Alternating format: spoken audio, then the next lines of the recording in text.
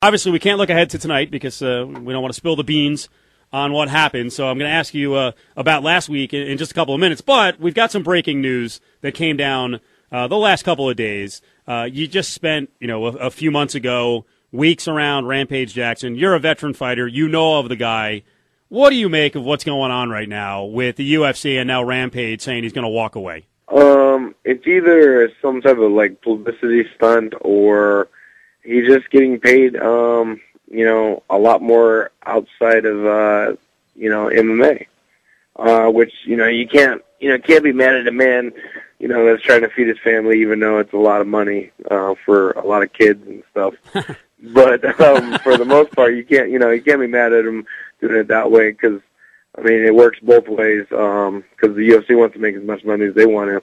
So, you just got to do what's, best for you. Right. The way he's handling it, though, maybe you just kind of keep it quiet and, make a decision down the road. Or do you think that Dana White taking shots at him for the 5 days around UFC 103 went over the line?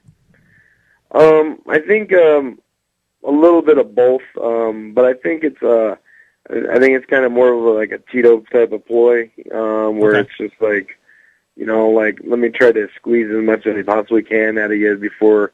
Which, sometimes is a good thing and sometimes is not a good thing when it comes to Dana White. All right. Well, I'll say next time I see him, I'm sure he'll punch me in the groin again like he did once before. But that I don't think Quinton is that smart. I just think he's a really emotional dude. But I also think that he's kind of being a wimp here because, and I'll never say this to his face, but maybe I will. But he is one of the supreme trash talkers and ball busters in MMA.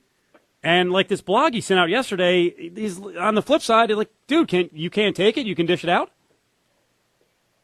That's totally true. Because on the show, anytime you try to dish it, and as soon as you try to give it back, he kind of shut up real quick. So he's a disher, but he can't take it. Well, I will tell you, last week, one of the things I didn't like, and I think he's a really entertaining guy, and I think the trash talk is a great thing, and I think the fact that he's a little bit of a whack job is going to be great as he's breaking down doors and getting in people's faces. I thought the mocking on, is it Daryl Schoonover, and calling him, booby boy. It's very disrespectful. Even for Daryl, he thought it was very disrespectful, but the difference is he tried to do that to me on the first day, by calling me fat, and I'm like, well, you want to get beat up by a fat guy? And then that was the last time I heard anything about being fat. Yeah. So it's kind of all depends on how you deal with it. I think Daryl was kind of more of a pushover when it came to it. He kind of, he lets things slide off his back a little bit, more than I would, because I know how Quinton is when it comes to stuff like that. He's like a kid. Right. He's going to push it as far as he possibly can before you break him. Another episode of TUF 10 tonight. You can watch it on HD. I think it's coming up. Actually, it's going on right now. But if you're watching on regular Spike, it'll be a little later this evening. Roy Nelson is part of the cast. He may be the favorite. He's certainly the most experienced guy outside of Wes Sims on the show and former IFL champ. And he's going to join us on a pretty regular basis here with Steve and Dave on ESPN Radio 1100. So I actually, I hadn't thought about that element. And I don't know if this happens a lot during the show, but it is a little different now with the coaches. You couldn't have a Matt Hughes who would sit there and bully a guy who he's basically the same size as, or he's bigger than, and do that and completely feel safe against guys who are 240 to 275, huh?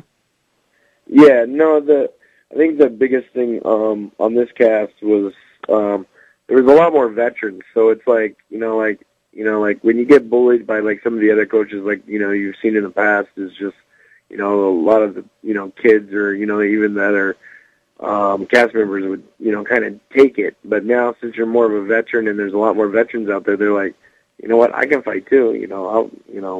Let's go. And I don't want to keep going on and on and on about Rampage, but this is going to sound like it's going to be a bash fest. I think the other interesting thing that unfolded was his selection team-wise, picking Kimbo first. I think we know what Kimbo is on the show. We don't know how he does, but he certainly should not have been the first pick, and it kind of tells you that Quinton is odd because he's going to get all pissed, and like he did on the Griffin season when his team is losing, and yet when he picked the team, I don't know if he had winning as his first priority. But one thing about if you go off of Rampage's whole team, I would put Kimbo as one of the top guys on their team. Wow, really?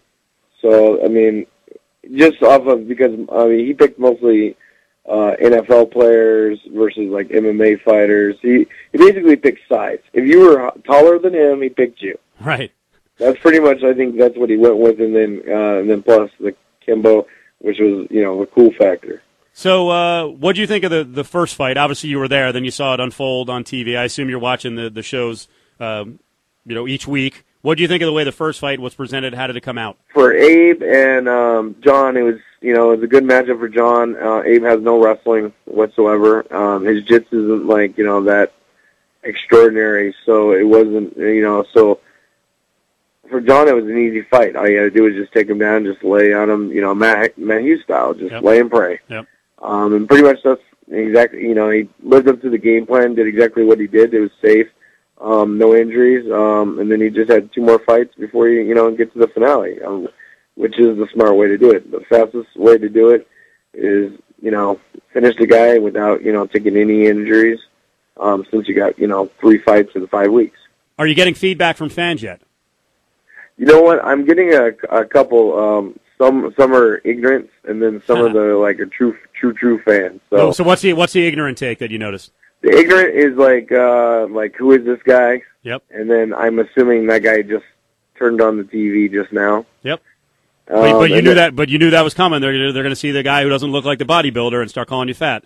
Yeah, and then I have basically the rest of the fans that are like true MMA fans are like, I don't know who you talk.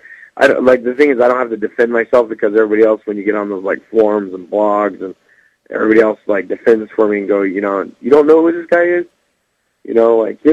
Right.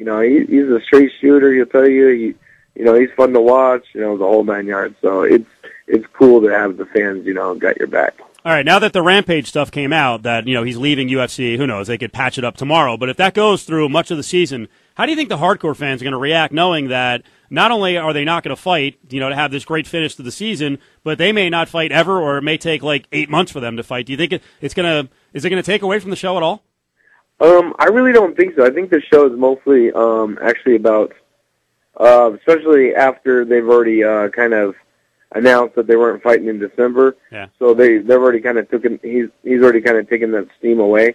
So I think the biggest thing now is just to focus on the new talent that the UFC is bringing to the UFC. It's Roy Nelson with us. Let's close on this. I have no idea what happens. We saw some clips. I don't know. It looked like you may be getting in someone's face. Episode 2 is tonight, so maybe we see it here tonight or in the next couple of weeks. On the subject of you dealing with coaching, did you learn anything as a guy who came in with like 17 or 18 professional fights? There's some things that I picked up, and there's some things that I would never use. That they used. I've used some of my given some of my ideas, and they used some of my ideas. So, I mean, on the coaching standpoint, we've kind of threw our tools out there, and we just picked the tools that work. Yeah, I've always wanted to ask you, how come you haven't latched on with a big camp? Usually what happens if I latch onto, usually when you go to like these big camps, how I actually got into this is I used to coach, and like, basically I was the Greg Jackson for a lot of these other fighters when there was no money.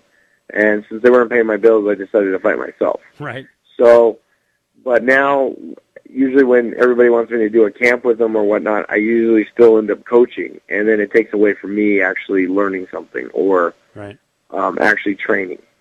That's kind of the real reason. So that's why I have to be very kind of like, well, not secretive, but do a little obscure type training.